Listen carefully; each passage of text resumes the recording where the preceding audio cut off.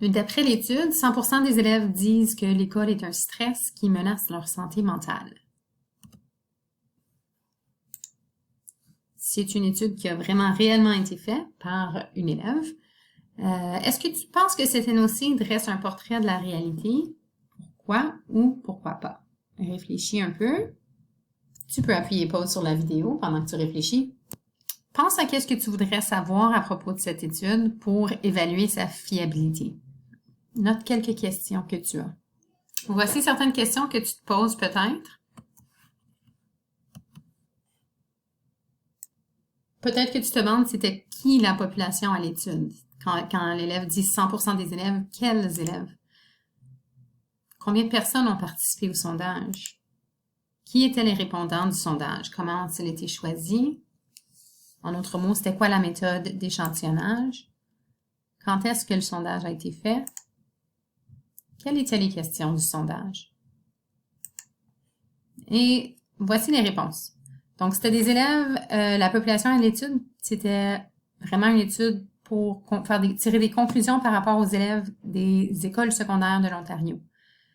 Il y avait 5 élèves qui ont répondu aux questions de sondage. L'élève qui a fait la recherche a utilisé aucune méthode d'échantillonnage. Elle a distribué les questionnaires à 5 de ses amis, toutes ses amies étant des filles étudiant dans le même cours qu'elle. Le sondage a été fait quelques jours avant la date d'échéance d'un projet sommatif qui valait 30% de la note finale.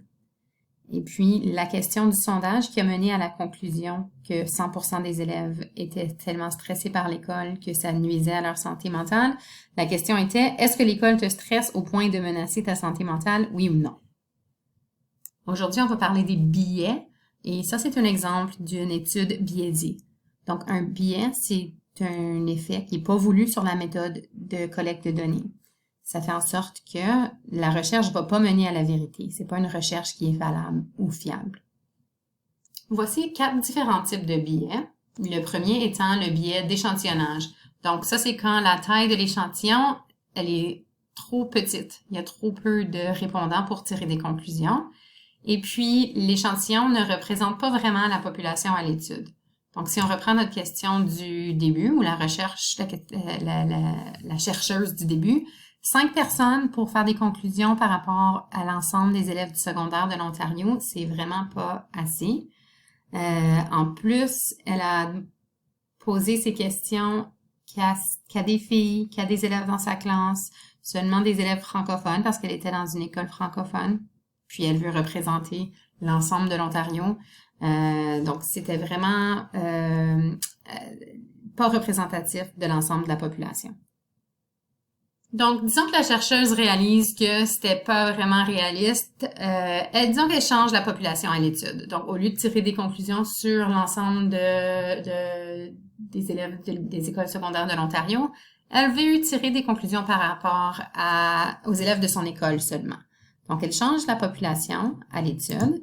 Et pour éviter le biais d'échantillonnage, elle va augmenter le nombre de participants au sondage. Donc, elle fait un sondage de façon aléatoire au lieu de demander à ses amis. Et puis, elle fait ça auprès des élèves de chaque niveau scolaire.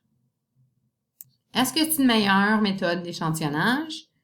Suite aux recherches sur les méthodes d'échantillonnage, est-ce que ça ressemble à une des méthodes recherchées? Donc, aléatoire stratifié, par grappe, aléatoire simple, aléatoire systématique. Alors, c'est vrai que ça ressemble un peu à la méthode d'échantillonnage aléatoire systématique, mais est-ce que tu vois qu'il pourrait y avoir un problème avec ces résultats-là? Est-ce que tu aurais des questions par rapport à la population à l'étude, donc les élèves de son école, avant de décider si tu trouves que cet échantillon est adéquat? Donc, réfléchis à quelles questions tu voudrais poser par rapport aux élèves de cette école-là. Une des questions que tu avais peut-être, c'était combien d'élèves qu'il y a dans chaque niveau dans l'école? Okay? Peut-être que tu t'es posé, est-ce qu'il y a le même nombre de filles et de garçons dans cette école? Donc, on va dire que pour cette étude-ci, oui, on a le même nombre.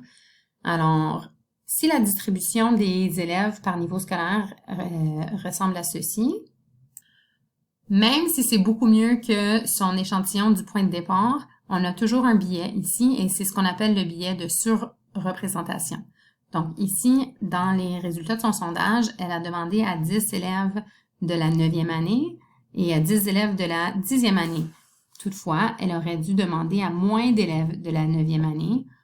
Elle a donc une surreprésentation des élèves de la 9e dans ce cas-ci et des élèves de la 11e. Alors, pour que ce soit vraiment un échantillon aléatoire stratifié, il faut que ce soit proportionnel donc le nombre de répondants devrait être proportionnel au nombre total dans la population de chaque strate. Donc ici, chaque strate était chaque niveau scolaire.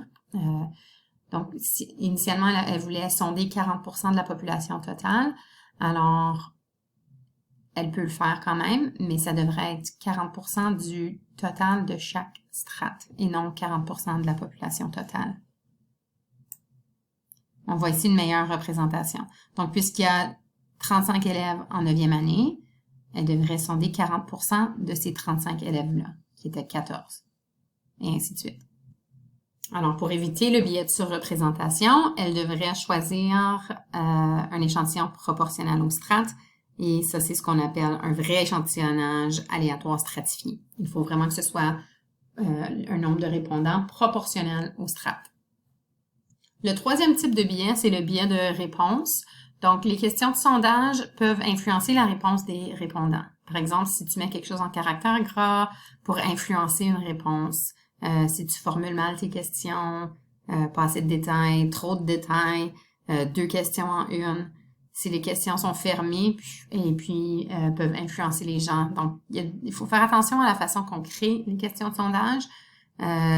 Aussi d'autres influences sur les réponses des répondants pourraient être le ton de la personne qui fait l'entrevue, le lieu ou le moment de l'enquête, la confidentialité des résultats. Si c'est pas un sondage confidentiel, est-ce que ça va pousser les répondants à mentir? Donc, dans notre exemple encore du départ, la question de sondage, c'était « Est-ce que l'école te stresse au point de menacer ta santé mentale? Oui ou non? » Donc, ça, c'est un exemple d'une question fermée. J'ai juste le choix de 2 réponses. Et en plus, c'était 3 jours avant la date d'échéance d'un gros projet. Donc, c'est sûr que les 5 amis auxquels elle avait posé cette question-là étaient stressés à ce moment-là et étaient poussés à écrire « oui ». Alors, la chercheuse aurait pu choisir un différent moment pour poser ses questions. Aussi, au lieu d'avoir des questions ou une question fermée, elle aurait pu laisser des questions ouvertes. Donc, au lieu d'une question oui ou non, elle aurait pu demander quels sont certains facteurs qui te stressent.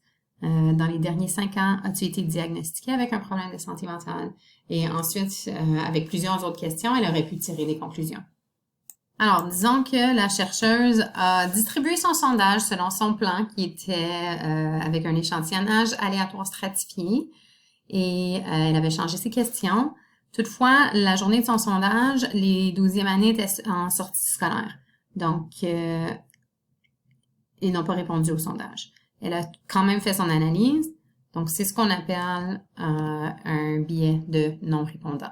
Donc, ça se produit quand il y a un manque de renseignements à cause des questionnaires non retournés ou même non distribués.